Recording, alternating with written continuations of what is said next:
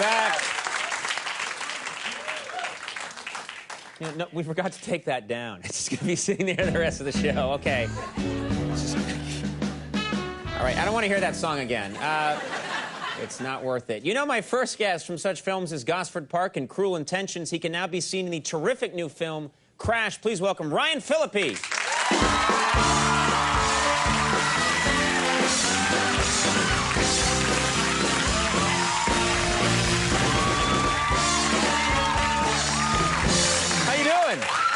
Huh? Look at this. Look at that right there. Both wearing blue suits, both wearing purple shirts, both impossibly handsome leading men. That seems weird to me. It works, man. It works. Well, 2 out of 3, anyway. Yeah. Thanks for being here. Thank you for having me, man. You know, a lot of people come here promoting films. Some are better than others. Yes. And I don't have to say anything I don't want to say. Crash is easily the best film I've seen in a long time. It's an excellent movie. That's excellent. You guys got to be thrilled to be part of this movie. We are. I mean, you know, a film like this is rare. I mean, you know, you often do find yourself in the position of promoting a movie that you don't really feel as passionate about, and it's an easier process when you really believe in the movie that you have out. Definitely. Right. It's not like you're here for Biodome 9 or something, you know. No, maybe one day. See it, yeah, you'll get in there. Well, it's funny because we had Matt Dillon on the show. That's what I heard. And he plays a partner of yours. Yeah. You're both policemen in this film in Los Angeles, and he said that to prepare for the role, that you guys went out and actually went on patrol in a police car. We did. Did he tell you about the transvestite? No. I would remember a transvestite story. No, he didn't. He told a story about, you know, seeing a suspicious car, but they didn't pull it over or anything. But he never said anything about transvestites. Yeah, well, there might be a reason. We went out and we were with this officer who wanted to show us, you know, sort of what he does. And we're driving along, and he's telling us to look at different things. And whenever he asked us a question about a situation, it was like being in school. He expected an answer that we couldn't give. And we're riding along, and we see this person. He goes, "That's a man." And we look over, and it appears to be a woman with the dress and, you know, purse and the whole thing. And he goes, "You know how I know?" What would you say? Has a penis. I don't know. See that penis right there? Rule number 1. No, I don't know. I would say looks, you know, sometimes you're down in the meatpacking district, they have broad shoulders. I would say broad shoulders. No way. Yeah, he said the shoulders, and he said the arms, long arms. I hate to be the expert here on transvestite.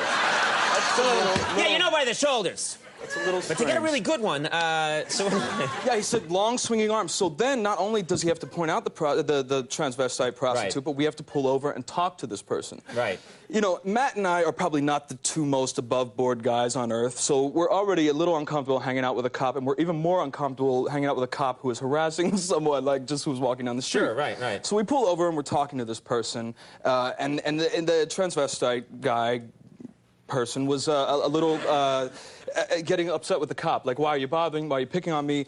And in this person's anger, she notices me and tells me that she hates Studio 54, which was a movie that I was in about 8 or 9 years ago.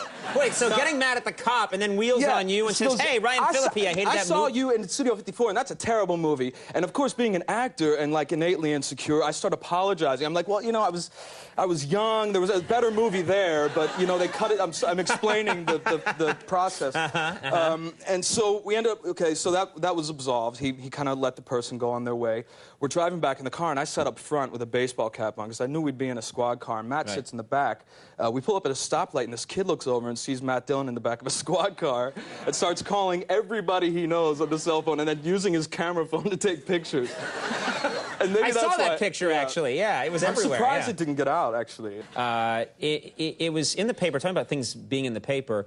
You know, just because you're a celebrity, you show up in the paper occasionally. A lot more than I'd like to. Yeah, and I'm never sure what's real, what's not real. And I read something that actually sounded pretty cool, that I guess it was a post-Oscars party that you went to Prince's house.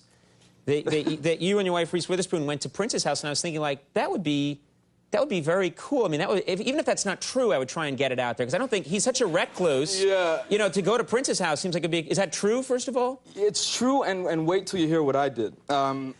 So it's late. We'd gone to the Vanity Fair party, and then P. Diddy had a party, and we were invited to that. We don't go out too often, so we wanted to extend the evening. Right. And somebody goes, well, Prince is jamming at his house, and it's like 2:30 in the morning. And what could be cooler than going to Prince's house while he's jamming, right? Right. But this is after a night of copious drinking.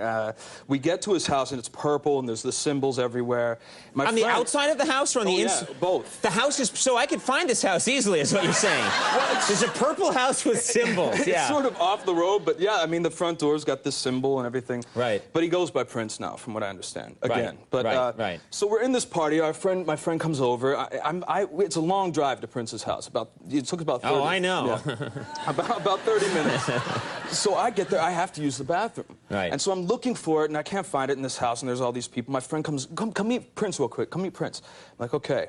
So he takes me over, and there's music going on. Like, they're playing, they're jamming. I don't know this because Prince I'm is actually in his house playing music? Yeah, a keyboard, which I didn't notice when I was introduced to him, right? So my friend takes me over, he goes, Prince, this is Ryan Philippe. You just met his wife, Reese. This is Ryan. This is what I say to Prince. Hey, Prince, where's the bathroom? And he's there doing in the middle of a show. Is he in the middle of a song? Yeah, which I didn't realize. But I grew up in the 80s, obviously, and Prince, The Purple Rain came out when I was about 13. I think he's a musical genius. But my first words and only words, really, to Prince were, Prince, where's the bathroom? Did you actually put your hands over his hands on the keyboard, like, stop playing, man? I want to, No, but he looks around, he looks at me like I'm insane, and then he goes, down the hall to the left. I go, thanks, Prince, and I dash off, and that was my only. What was the bathroom like? That's what I want to know. Was the toilet a weird symbol that you have to sit on or something? No, it was pretty standard. Did it play music?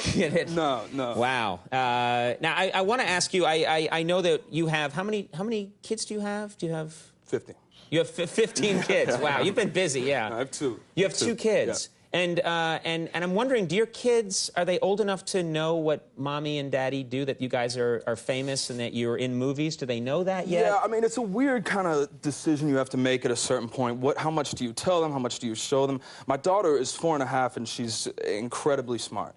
And so she catches on, and she knows, she hasn't seen Legally Blonde, but she knows what it is, and she knows that her mommy played Elle Woods and this whole thing. And she has the Barbie and the whole thing. And sees the billboards. That's strange to have a doll of your mom. I don't know. I don't know how I feel about that, actually. I keep giving my daughter the Conan doll, and she's not interested. Not a big seller. Give her the Vinnie Barbarino. Yeah, give her that's actually the Vinnie Barbarino with a different head. And so does she know? Has she seen you on TV? Yeah, well, she picks up on things. The only show we really let her watch is American Idol, because anything else we're sort of afraid of what she might see. Right. And I guess last week during the show they were running commercials for Crash, and she had been put to bed, and I come home to give her a kiss goodnight, go up to her bedroom, and she was groggy, and I kind of turn her over. I'm like, Ava, good night, I want to give you a kiss. She goes, Daddy, I saw the commercials for Crash. Looks cool. That's really nice. That's really nice. 4.5 years old. Clearly your finest work. It intrigued me. Like, what did she respond to? The racial overtone, the subject. Yeah. L.A. is a complex society. You captured it very well. All right, go to sleep. No. I really believe. It's funny. How's your kid?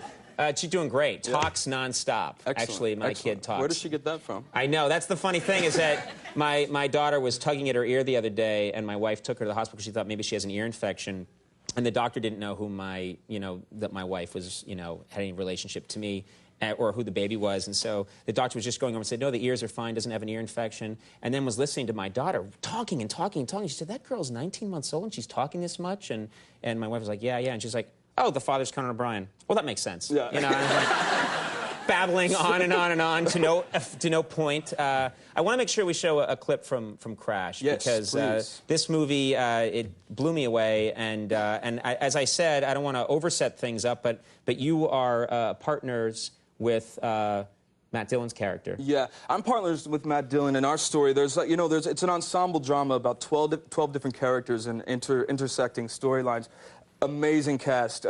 Matt and my storyline is sort of like we're our ideologues are opposed. He's got some racial issues. I'm angry about it, and you're new, and you're an idealist, and you think that yeah, and my character sort of finds a strength in the middle of the movie, and then ends up making a terrible mistake toward the end. But yeah, we're kind of at odds, and I think actually this clip, from what I understood, was a clip where I'm talking Terrence Howard out of getting himself killed by the police. All right, let's take a look at this this clip from Crash.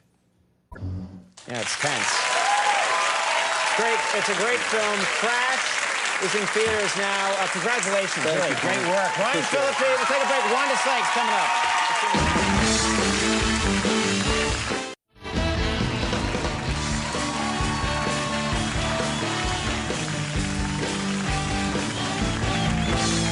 All right, everybody, we've returned. Fine show tonight. We got a fine show coming up tomorrow night. Tune in from the new movie Kicking and Screaming. Will Ferrell going to be joining us, and musical guest Louis XIV. So watch.